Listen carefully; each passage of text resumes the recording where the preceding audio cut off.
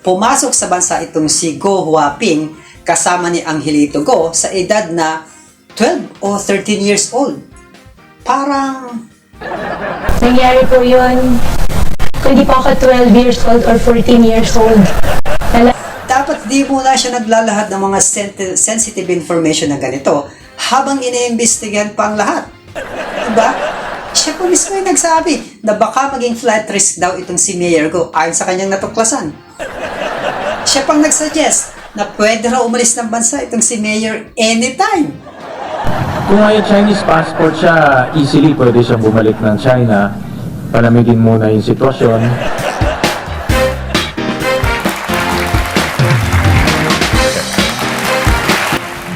Kumusta kayo dyan mga nerds? Magandang gabi po sa inyong lahat.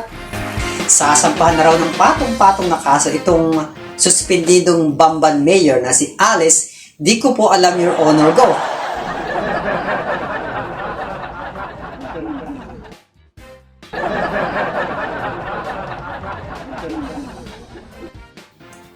Yes, kamakalan lang ay isiniwalat nitong si Senator Gatchalian na si Mayor Go at isang nagngangalang Go Huaping na nasa isang Chinese passport na nirelease ng Bureau of Immigration ay isang tao lamang.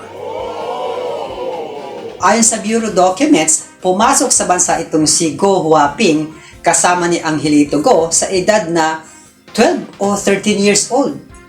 Parang Nangyari po yun kung di pa ako 12 years old or 14 years old. Nalaman ko po mismo sa tatay ko po. Kung di pa ako nagkakamali at the age of 12 or 14, 14 years old pa lang po ako, kasama ko na po yung tatay ko sa farm. Pagtungtong ko po ng 14 years, kung di po 12 or 14 years old, nalaman after 14 years old ko po. Unti-unti, kung totoo nga yung balitang yan, talawas ito dun sa pinagpipilitan ni Mayor ko na ako po ay Filipino passport holder at nag-iisa lang po ang aking passport. Ako po ay Filipino. Ako po ay meron passport na Filipino at nag-iisa lang po ang passport ko po Filipino. Philippine passport po ako. So, chinek namin ang litrato ni Go Huaping sa nasabing pasaporte para ikumpara sa current photo ni Mayor Go. So, using our trusted AI image de-aging generator, ina-adjust namin yung age niya to compare the two photos together at kayo na humusga.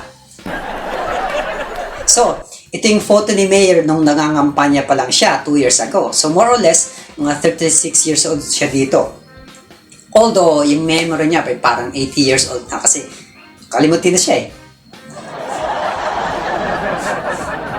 So yun nga, anyway, papabatay natin siya. Ito yung hitsura niya sa age na mga 25. O, di ba? Sunshine na sunshine pa siya dito.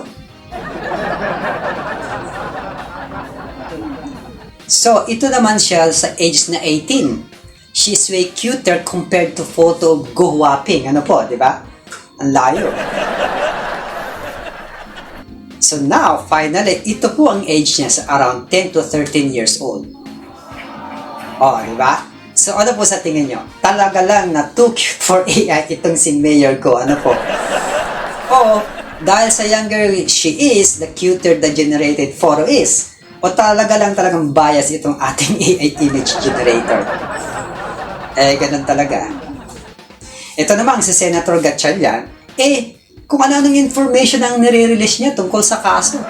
Dapat di muna siya naglalahad ng mga sensitive information na ganito habang iniimbestigahan pa ang lahat. Diba? Siya po mismo yung nagsabi na baka maging flight risk daw itong si Mayor Go ayon sa kanyang natuklasan. Siya pang nagsuggest na pwede raw umalis ng bansa itong si Mayor anytime. Kung may Chinese passport siya, easily pwede siyang bumalik ng China. Palamigin muna yung sitwasyon. Yan ang pwedeng mangyari.